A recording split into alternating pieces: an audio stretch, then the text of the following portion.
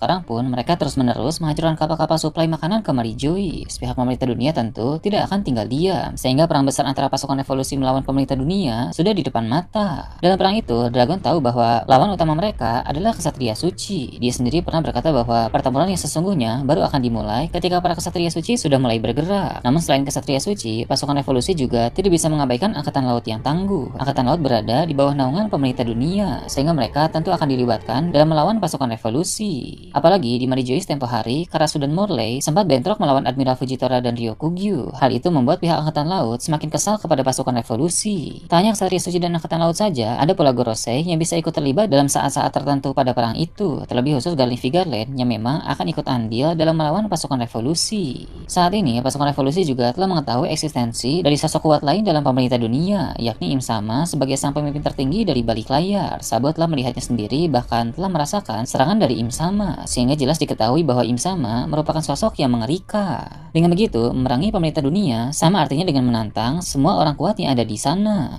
Jadi, agar bisa memiliki potensi untuk memenangkan perang, pasukan revolusi harus mengumpulkan seluruh anggota terkuat mereka, baik anggota yang sudah ada, anggota rahasia, dan calon anggota baru untuk direkrut. Anggota terkuat yang sudah kita ketahui terdiri dari Sabo, Karasu, Morley, Lindbergh, Belobetti, dan Ivankov. Kemudian selain mereka, Dragon juga akan menghubungi semua anggota terkuat rahasia yang dimiliki oleh pasukan revolusi. Pertama, ada Shimasuki Koshiro yang kita kenal sebagai guru berpedang Zoro saat di dojo, sekaligus ayah dari Kuina. Mengapa Koshiro bisa menjadi anggota rahasia pasukan revolusi? Itu karena pada masa lalu, pasukan revolusi pernah singgah di dojo Shimotsuki, seperti yang bisa kita lihat dalam chapter 589. Mereka bahkan mendapatkan beberapa persediaan makanan dari dojo Shimotsuki itu. Di sanalah untuk pertama kalinya Koshiro bertemu dengan anggota pasukan revolusi, sehingga Koshiro mulai menyukai ideologi mereka dan keinginan mereka untuk melakukan revolusi besar-besaran. Namun dia tidak bisa langsung ikut bersama pasukan revolusi, karena Koshiro masih memiliki tanggung jawab untuk terus melatih anak-anak yang ada di dojo itu. Para pendekar pedang yang dilatih di dojo itu adalah pasukan yang siap untuk membantu pasukan revolusi dalam perang nanti. Maka Koshiro hanya sekedar menjadi anggota rahasia dari pasukan revolusi dan akan segera bergerak pada saat yang paling dibutuhkan nanti. Walau dia terlihat biasa saja, tapi sebenarnya Koshiro merupakan seorang pendekar pedang tangguh yang sangat rendah hati. Dia pun memiliki salah satu pedang yang sangat terkenal tapi dirahasiakan. Pedang itu merupakan salah satu dari 12 pedang Seijo Owazamono. Tidak akan mengejutkan bila Koshiro ternyata memiliki pedang sehebat itu, karena dulu anaknya saja yaitu Kuina diberikan pedang Wado Ichimonji yang kini digunakan oleh Zoro sampai saat ini. Ketika nanti Koshiro mulai bergerak untuk membantu pasukan revolusi, kekuatannya akan diperlihatkan.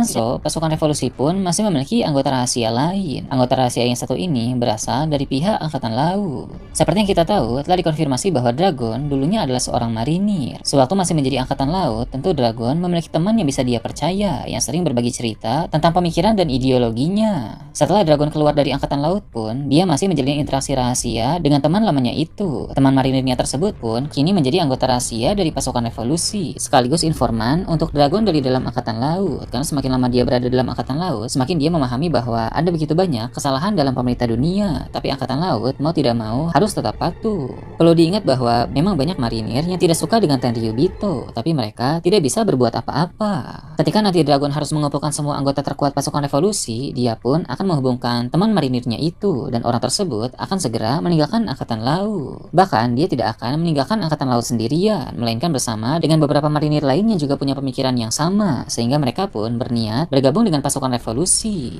Selain Koshiro dan teman marinir Dragon, tentu masih ada lagi beberapa anggota rahasia kuat lain milik organisasi tersebut. Bahkan ada pula karakter-karakter yang sudah kita kenal sebelumnya. Setelah mengumpulkan para anggota rahasia, pasukan revolusi juga masih harus merekrut orang-orang kuat baru untuk menambah kekuatan tempur. Setidaknya akan ada beberapa orang kuat yang akan berhasil mereka rekrut dalam waktu belakangan ini. Pertama adalah Lau. Hal ini pernah admin bahas sebelumnya, yang mana Lau dan Beppo bertemu dengan pihak pasukan revolusi secara tidak sengaja di suatu negeri yang sedang mengalami pemberontakan. Seperti yang kita tahu, Lau dan Beppo berhasil melarikan diri dari bajak laut Kurohige setelah pertempuran di Pulau Winner. Beppo pun membawa Lau ke negeri mana saja yang bisa dia jangkau. Kebetulan di negeri itu sedang terjadi pemberontakan dan anggota pasukan revolusi datang ke sana. Setelah anggota pasukan revolusi itu mengabari Dragon bahwa dia melihat Lau, dari sinilah awal koneksi mulai terjalin. Mereka menawarkan Lau untuk menjadi bagian dari pasukan revolusi. Lau juga melihat ini sebagai kesempatan bagus untuk mencari tahu semakin dalam tentang rahasia D. Karena Dragon sebagai pemimpin organisasi itu juga merupakan penyandang inisial D. Dragon sudah tahu bahwa dalam perang Wano, Lau sempat beraliansi dengan Luffy. Bahkan aliansi itu sudah berlangsung lama sejak saat di Perang Hazard. Lau memiliki kekuatan bertarung yang hebat dan juga dokter yang sangat handal. Bahkan diketahui bahwa belakangan ini Lau mulai tertarik dengan Poneglyph sama seperti Robin, dan itu mengindikasikan bahwa Lau sangat tertarik dengan rahasia dunia, yang mana tujuannya kurang lebih sama dengan pasukan revolusi yang juga sangat gencar mengungkap kebenaran dunia.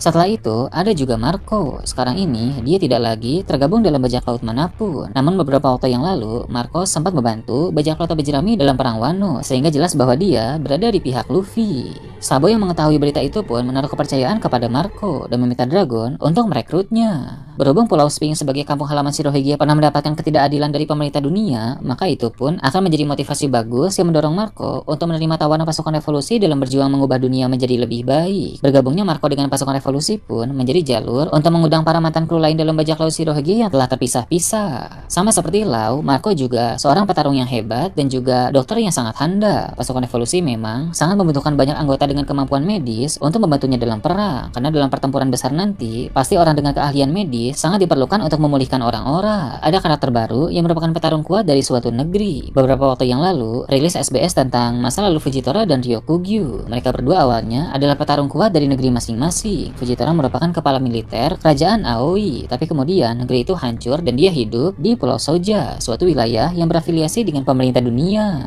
Di sanalah dia direkrut oleh pemerintah dunia. Sedangkan Ryokugyu dulunya adalah seorang polisi di kerajaan Taya. Jadi dari kasus perekrutan Fujitora dan Ryokugyu ini, kita bisa melihat bahwa memang ada orang-orang dari negeri-negeri tertentu yang memiliki kekuatan luar biasa yang dalam waktu lama tidak tergabung dalam kelompok besar manapun, sampai akhirnya ada yang merekrut mereka ke dalam kelompok tertentu. Nah, Dragon juga akan melakukan perekrutan dengan mencari orang-orang potensial seperti mereka dari negeri-negeri yang tidak berafiliasi dengan pemerintah dunia. Jika Fujitora dan Ryokugyu ditemukan di negeri afiliasi pemerintah dunia, maka Dragon sebaliknya akan mencari dari negeri-negeri yang tidak terafiliasi dengan pemerintah dunia. Akhirnya Dragon pun berhasil menemukan petarung kuat dari suatu negeri yang sedang mengalami pemberontakan. Hal ini akan membuat kekuatan tempur dari pasukan revolusi menjadi semakin meningkat, sehingga mereka bisa lebih optimal dalam perang besar nanti.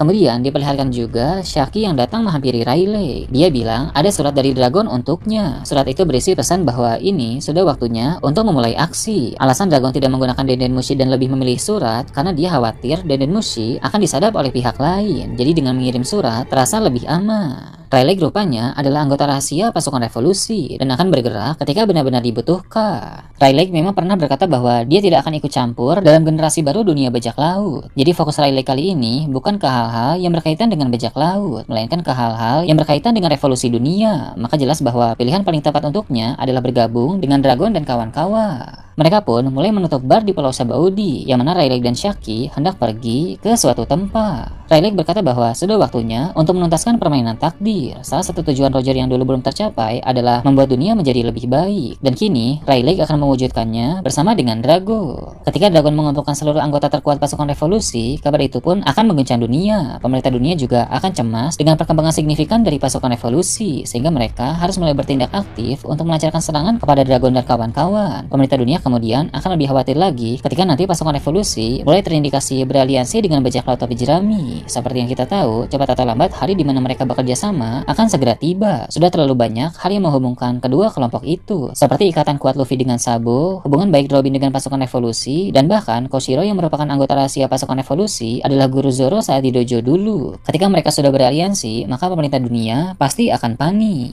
Perang terbesar